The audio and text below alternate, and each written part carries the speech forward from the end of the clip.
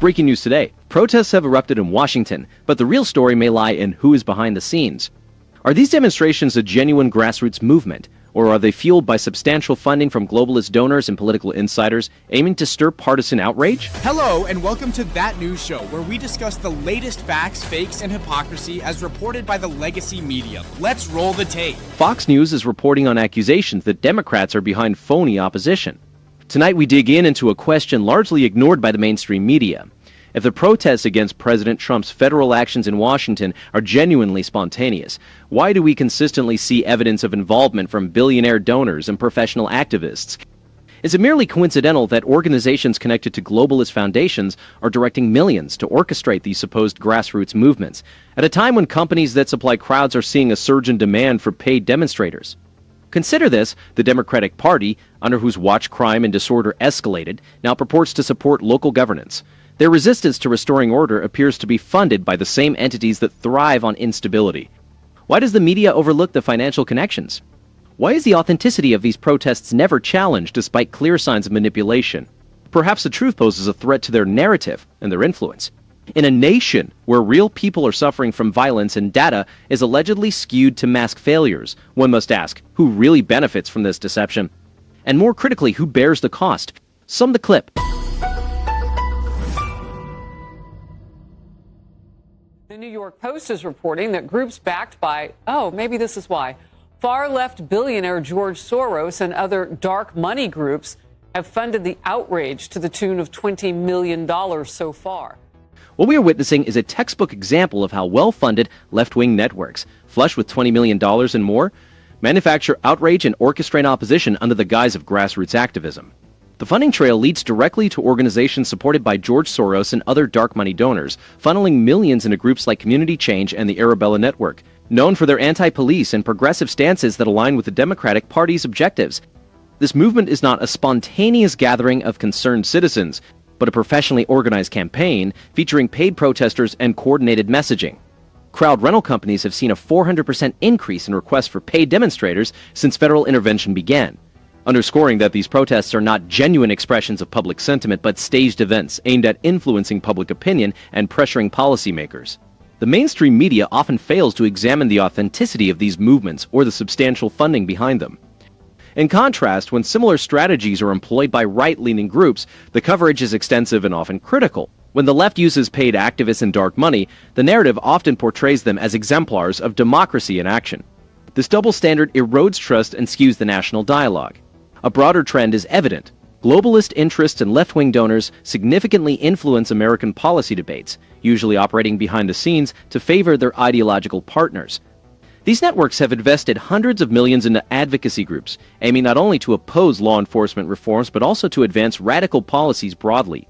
Consequently, the political landscape is dominated by professional activists and well-funded campaigns, overshadowing genuine grassroots voices.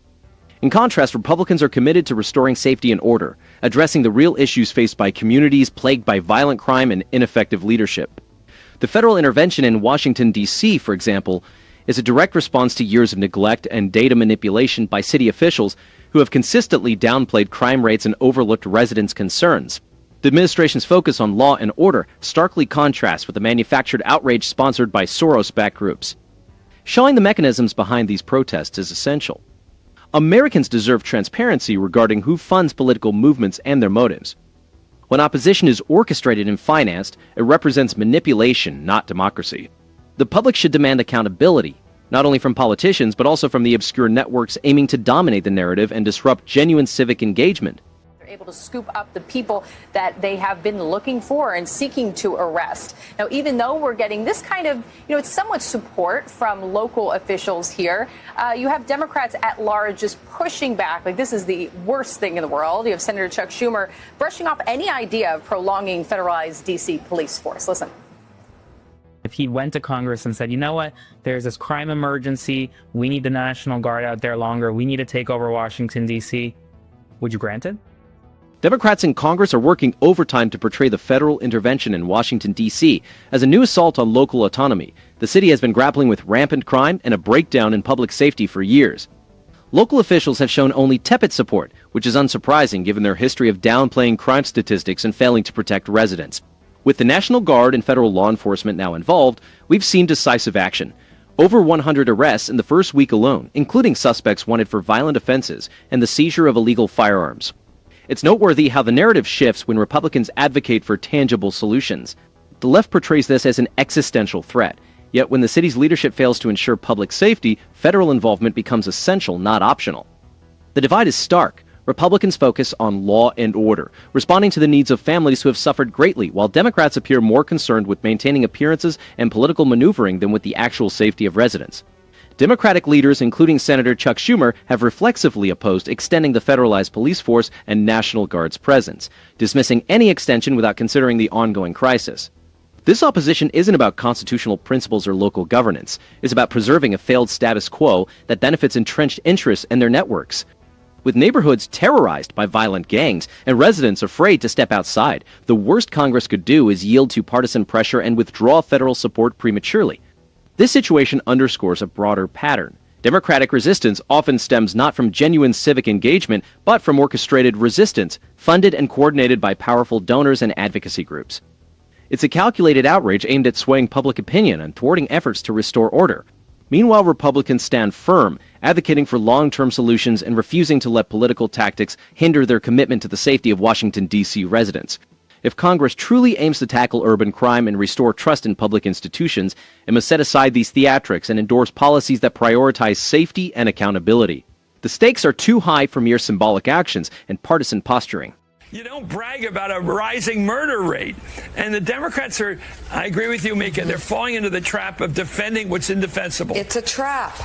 Yes, it's a trap. Look, I mean, she's not there is a crime problem everywhere. I mean, in multiple cities. Big cities have traditionally had crime problems.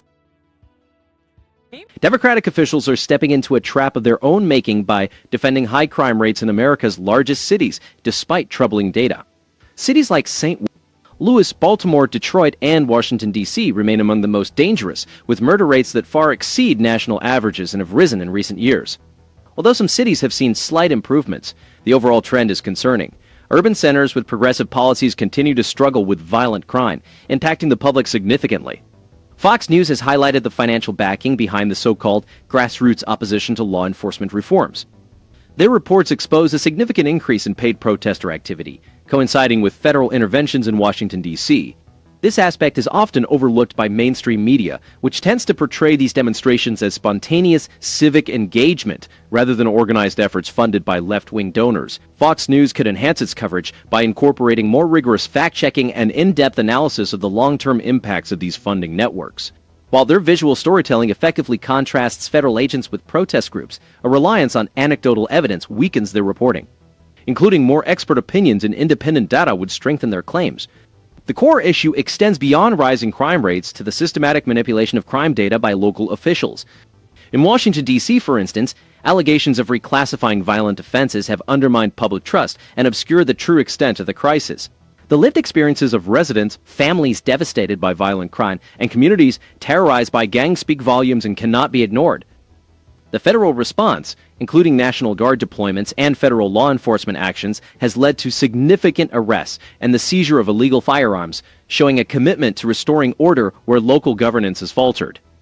Under President Donald Trump's leadership, Republicans are advocating for decisive action and sustainable solutions, focusing on the safety and well-being of residents let down by Democratic policies. This stark contrast shows Republicans pushing for transparency and accountability, while Democrats often resist federal intervention and adhere to ineffective strategies. Fox News, effective in exposing manipulation and hypocrisy, should strive for a more balanced approach by ensuring all claims are supported by solid data and expert analysis. Their coverage has pointed out the media's double standards, glorifying left-wing protests while scrutinizing right-leaning ones, but maintaining objectivity and accuracy is crucial. The stakes are high, and Americans deserve honest reporting and real solutions. Democratic officials must face the realities of urban crime and move beyond past failures. The time for symbolic gestures and partisan posturing has passed. What's needed now is decisive leadership committed to public safety, free from the influence of globalist donors and manufactured outrage. Well, my husband first. It was the 1st of January of 2021. He was trying to help an elderly man and he was stabbed to death. My son, somebody came up behind him and shot him 8 times, twice in the head, 6 times in the body, and he's a paraplegic. The tragic story of a husband killed while assisting an elderly man and a son left paraplegic after a shooting is more than a personal sorrow. It starkly illustrates the severe impact of unchecked violent crime on American families. These events are not anomalies. They're indicative of a broader crisis in our cities, where everyday citizens face constant threats and local leaders struggle to maintain basic safety. Economically, the repercussions of such violence extend well beyond the victims themselves. Families losing breadwinners or incurring lifelong medical expenses face financial devastation.